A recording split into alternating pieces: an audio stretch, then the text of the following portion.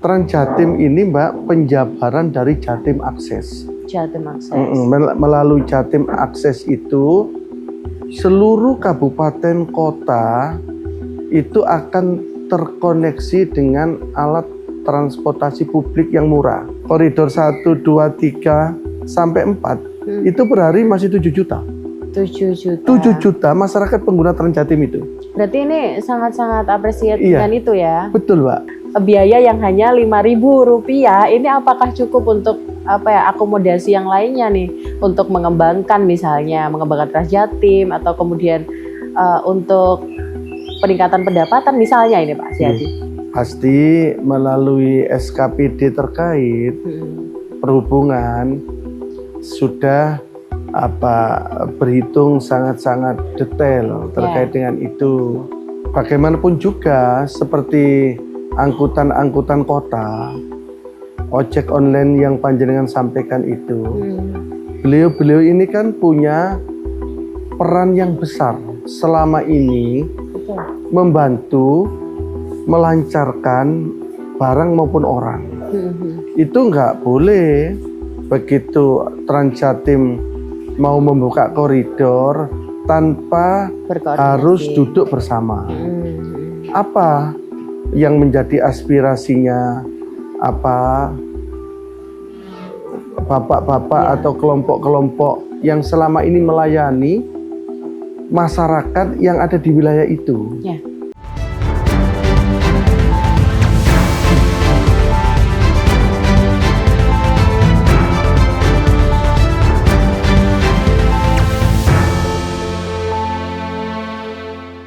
Assalamualaikum warahmatullahi wabarakatuh. Selamat datang di ABTV Podcast, bukan sekedar bicara, lebih dekat, lebih paham.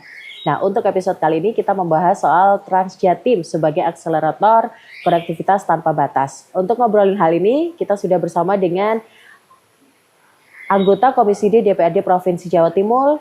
Beliau merupakan dari Dapil 6, Kabupaten Malang, Kota Malang, dan Batu dari fraksi Golkar. Kita sapa dulu, beliau adalah Bapak Siadi SH. Assalamualaikum Pak Siadi. Waalaikumsalam, terima kasih Mbak Eva. Bagaimana kabarnya hari ini Pak? Alhamdulillah Mbak Eva, sehat saya. Alhamdulillah. Mohon maaf, panjenengan dan teman-teman cukup lama menunggu saya ya. Sekali lagi mohon maaf. Ya kita tahu ya, kalau wakil rakyat ini tugasnya sangat banyak gitu ya Pak. Pak Siadi, ini kan pertemuan pertama kita ya, secara personal. Ini mungkin saya boleh ya ngulik kegiatan Pak Siadi selain menjadi wakil rakyat gitu. Kegiatan sehari-harinya apa Pak? Atau fokus di politik aja nih? Terima kasih Mbak. Saya ini berangkat dari keluarga petani. Petani? Asli saya itu Mojokerto Mbak. Oke. Saya 87 ke Malang, tepatnya di Lawang.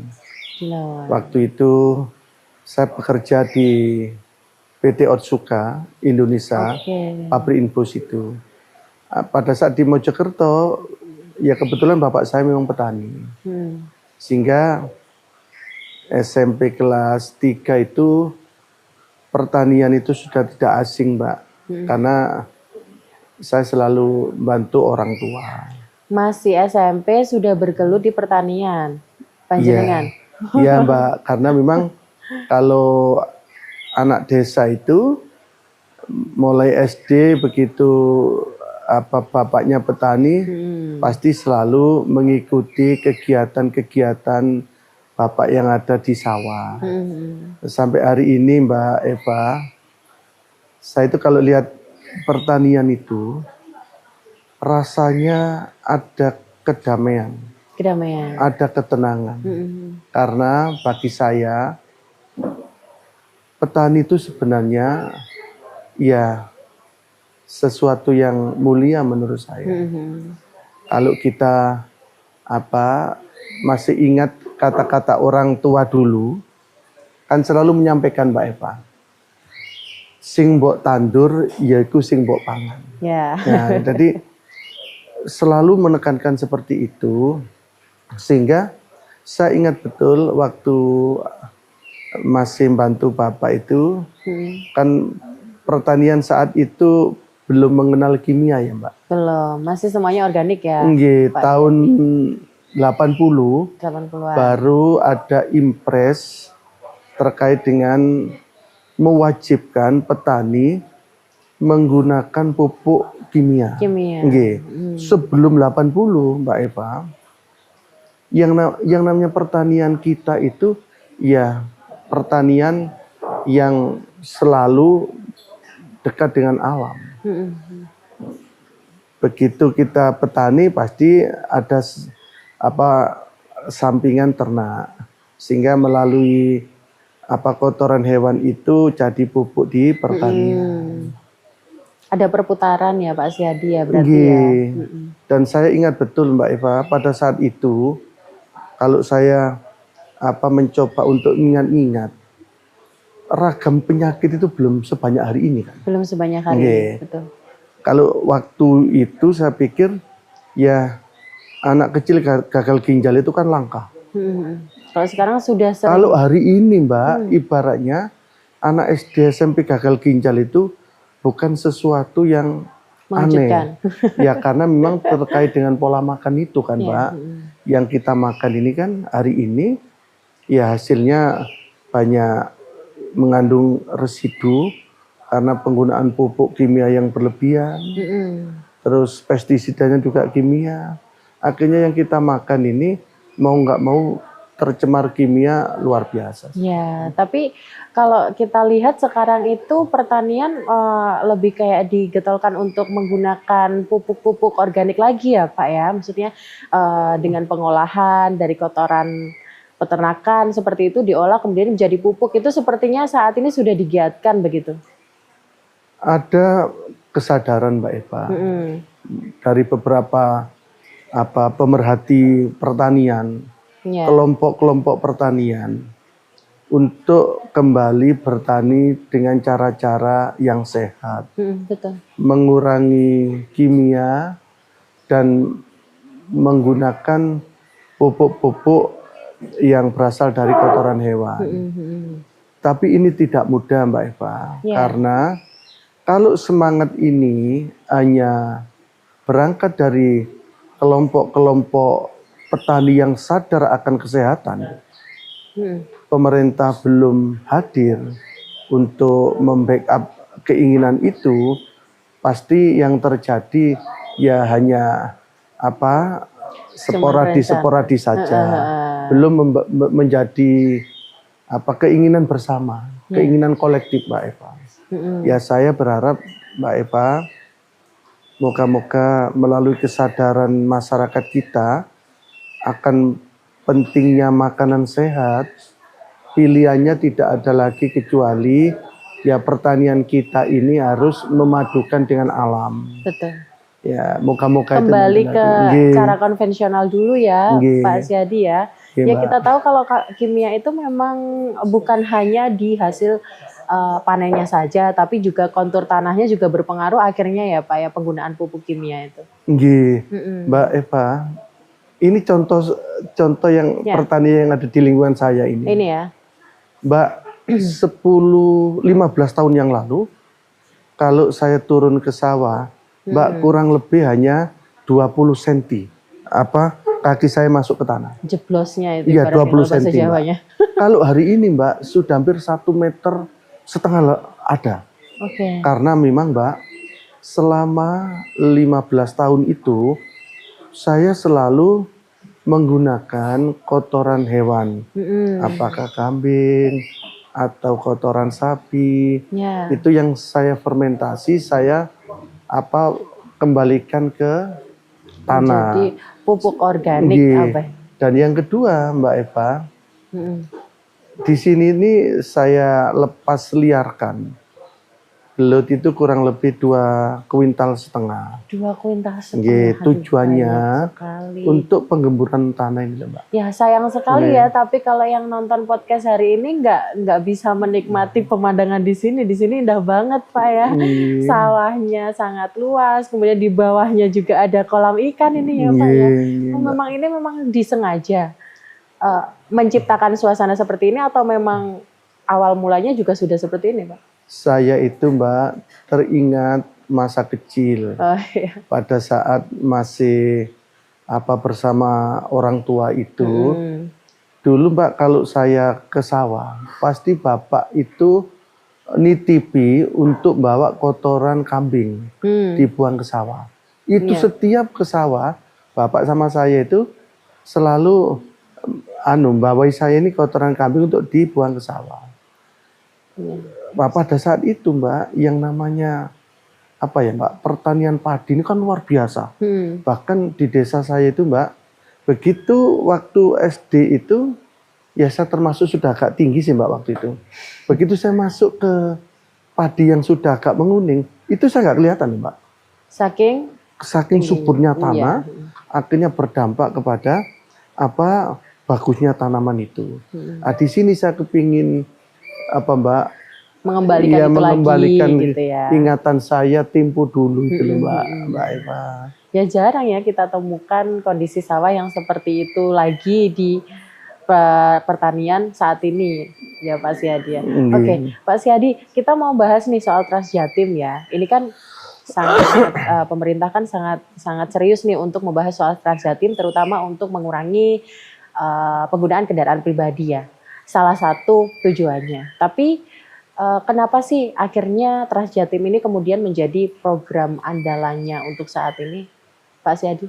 Mbak Eva, kalau kita berbicara Transjatim, itu kita berbicara programnya Bu Gubernur, Bu Kofifa, Nawabakti Satya. Salah satu di Nawabakti Satya itu ada Jatim Akses. Transjatim ini Mbak penjabaran dari Jatim Akses. Jatim Akses. Melalui Jatim Akses itu seluruh kabupaten kota itu akan terkoneksi dengan alat transportasi publik yang murah, aman, dan tentunya melalui transportasi itu Mbak Eva akan membantu pembangkitan ekonomi yang dilewati itu. Transjatim hari ini kalau nggak salah Mbak Eva sudah 7 koridor. 7 koridor yang baru disahkan kemarin itu ya? Iya, 7 koridor.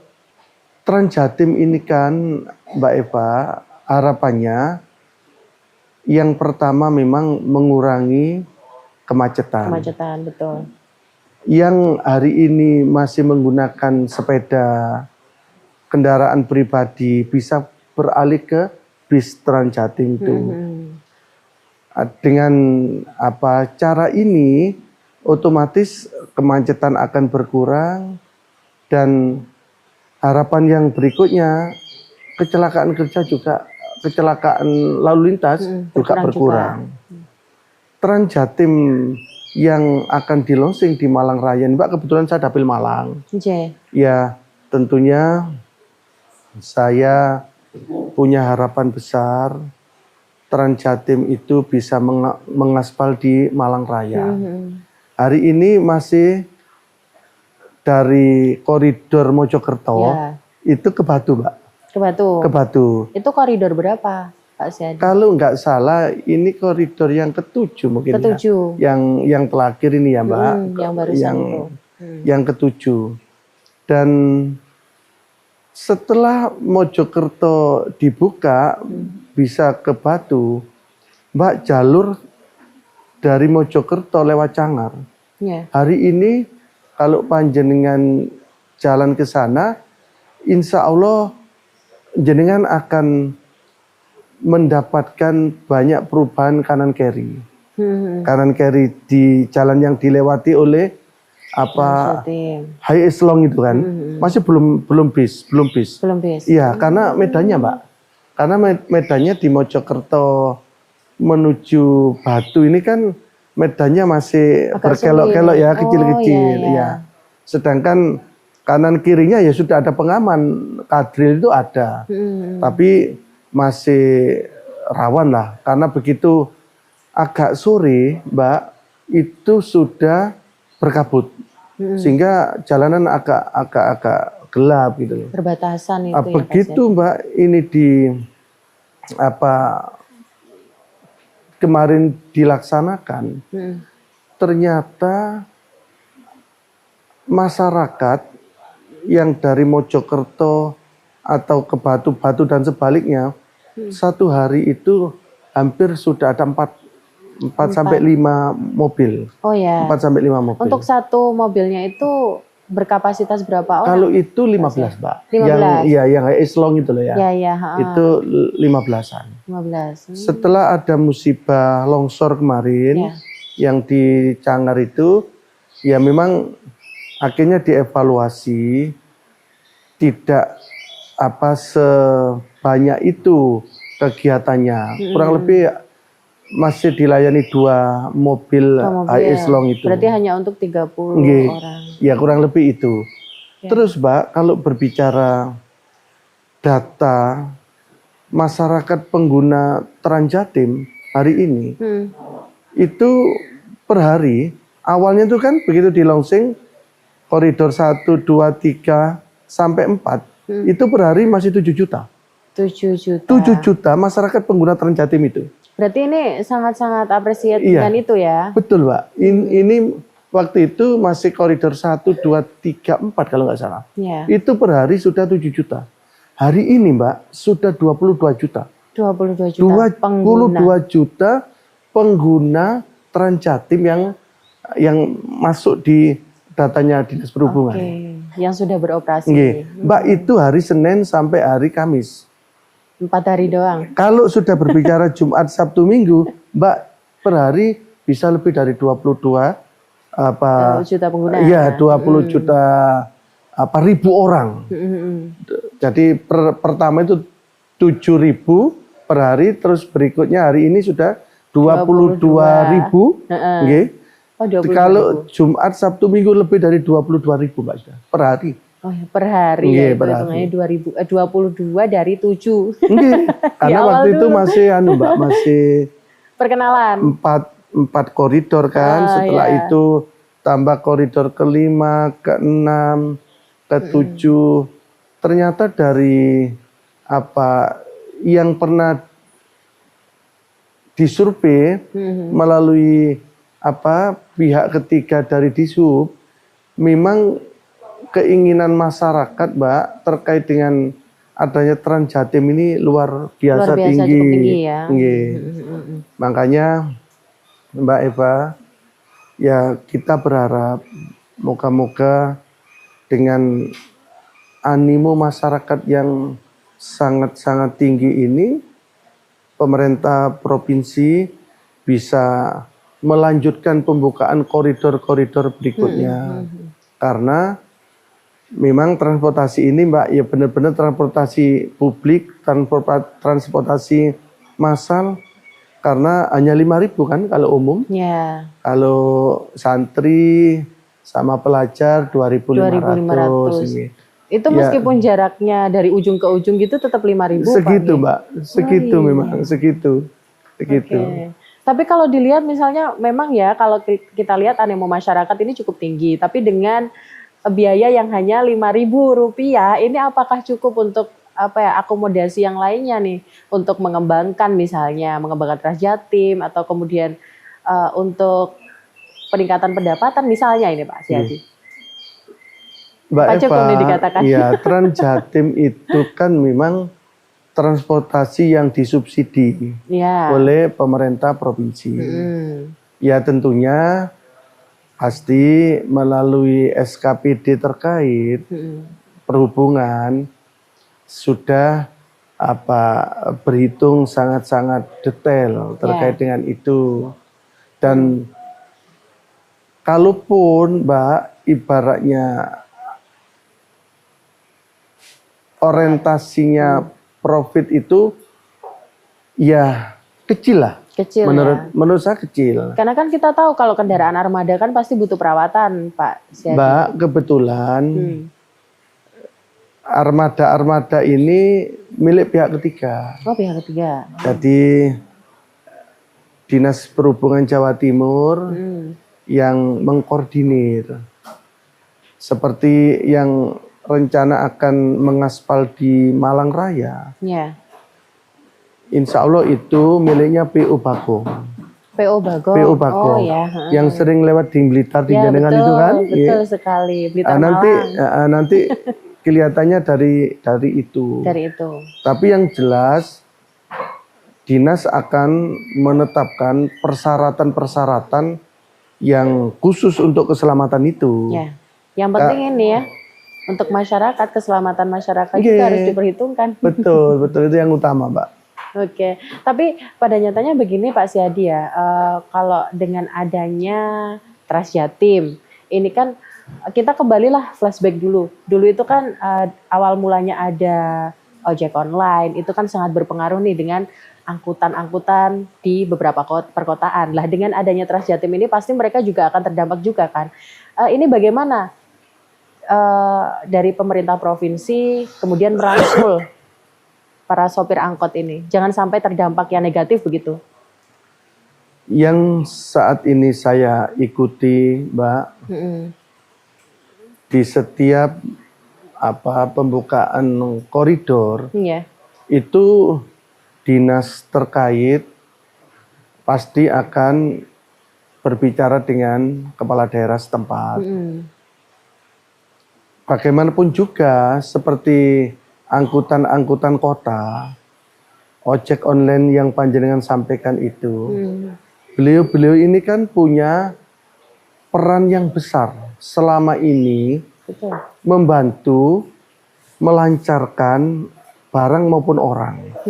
Itu nggak boleh begitu Trans Jatim mau membuka koridor tanpa harus duduk bersama.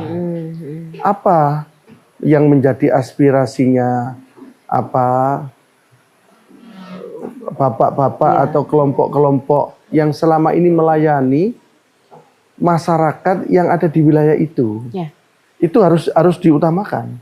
Nggak boleh begitu saja Trans Jatim meniadakan adanya sebuah diskusi dan dialog. Makanya kemarin saya sempat mengikuti perkembangan yang disampaikan oleh Dinas Perhubungan terkait dengan situasi yang ada di Malang Raya. Sepertinya karena komunikasi sudah terbangun dengan 3 kepala daerah, kota, kabupaten Batu, dan setelah itu dilanjut dengan komunikasi bersama kelompok-kelompok yang selama ini melayani itu. Ya, informasi yang kami terima sudah ada kesepahaman. Ya, moga-moga kesepahaman ini saling menguntungkan, Mbak. Teman-teman angkot yang selama ini melayani karena jasanya besar, ya dengan adanya Trans Jatim ini juga jangan sampai rugi. Kalau bisa dirangkul ya, harusnya Pak Siadi ya. Memang seperti itu. Tapi ini kan sepertinya tawaran-tawaran ini ya yang disampaikan oleh dinas kepada kelompok-kelompok yang selama ini memang melayani masyarakat di tempat-tempat itu. Tempat-tempat itu. Oke. Ya kita harapkan meskipun tujuannya memang untuk masyarakat, kita juga harapkan sudah ada ibaratnya sudah ada jalan lurus begitu untuk mereka-mereka yang sudah terlebih dahulu nih membantu masyarakat terkait dengan kendaraan ini ya, angkutan seperti itu. Kalau dulu ketika Trans Jatim ini kemudian masih diagendakan seperti Pak Siadi, ada nggak sih penolakan dari masyarakat terutama untuk angkutan nih? Kalau dulu online kan begitu ya. Ini kan banyak sekali nih maksudnya yang ojek-ojek konvensional ini melakukan tindakan yang lumayan negatif begitu untuk menyambut adanya ojek online. Tapi kalau untuk Trans Jatim ini ada penolakan nggak, Pak Siadi? Mbak, sepertinya setiap ada program sesuatu yang baru pasti akan timbul pro dan kontra. Pro dan kontra ya. Yang terpenting dari perbedaan pola pandang itu bisa disatukan. Bisa disatukan. Ya, maka dari itu koridor 1 sampai 7 bisa terlaksana, ya saya meyakini di situ saling ada win-win solusi, Mbak. Ya. Jadi tidak ada istilah menang kalah. Saya berharap yang ada itu sama-sama menang, Mbak. Sehingga kalau sama-sama menang itu, Trans Jatim jalan itu benar-benar tidak ada kelompok yang selama ini punya jasa itu merasa terabaikan.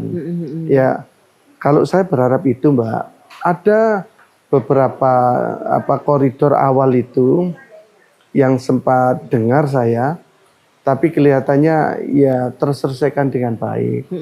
Makanya Komisi D selalu mendorong kepada Dinas Perhubungan untuk dapatnya bisa memanusiakan manusia. Ya, itu yang paling penting. Jangan hanya berbicara kekuasaan. Bagaimanapun kekuasaan yang ada itu, ini amanahnya dari masyarakat luas ini. Salah satunya adalah yang panjenengan sampaikan itu. Maka dari itu, ya saya berharap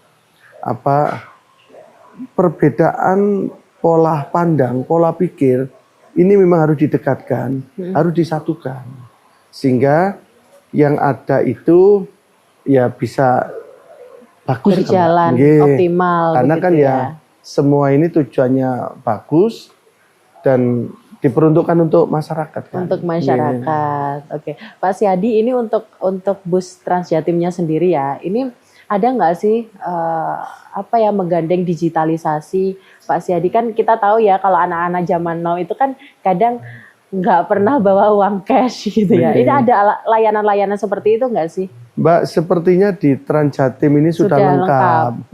Kalau kita butuh tiket mungkin ya nggak usah datang ke tempat itu, ya melalui aplikasinya itu sudah bisa. Sudah bisa. Terus pada saat kita nunggu bis, itu posisinya di mana melalui aplikasi itu bisa dideteksi. Bisa. Ya mau nggak mau, Mbak, karena hari ini sudah era itu, ya pilihannya tidak ada lain. Kalau ingin sukses, ingin eksis, ya harus mengikuti era. Mengikuti era. Kan yang paling penting ya.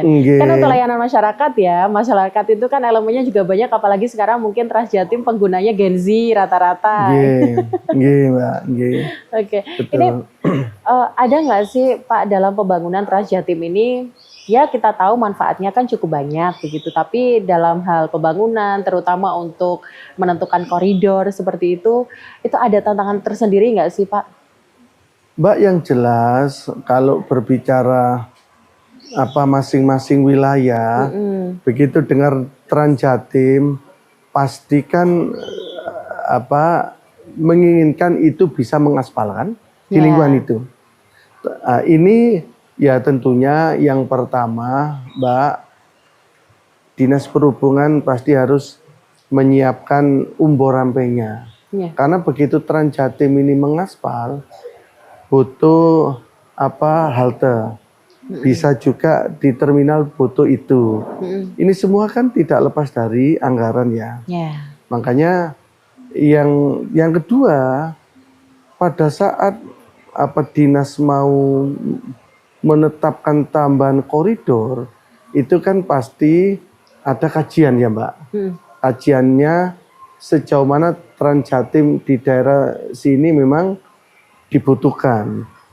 Yang kedua, sejauh mana Trans Jatim bisa membangkitkan ekonomi kalau ini memang dibuka di koridor ini. Kan gitu, Mbak. Ya. Ini contoh, Mbak Eva. November insya Allah kan Malang Raya gitu. Dapilnya panjenengan. Dapil saya. Dan bisa saja nanti wilayah Blitar sekitar pasti menginginkan itu.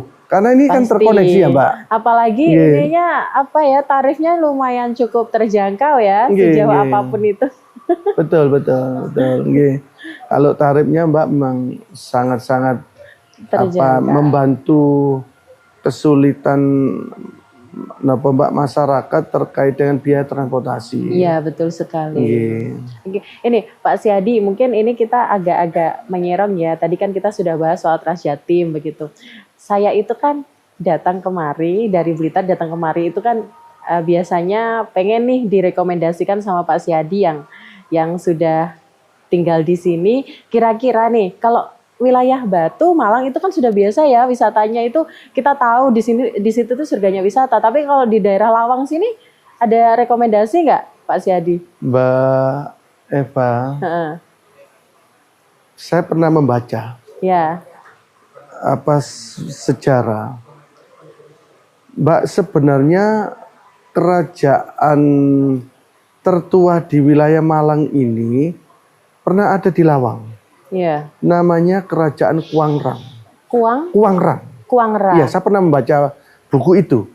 Nah, pada saat itu ini merupakan kerajaan kecil, tapi berani melawan Erlangga waktu itu. Kerajaan Erlangga. Yeah. Sempat menyerang Erlangga, akhirnya Erlangga jatuh. Berikutnya Kuangrang diserang habis anunya.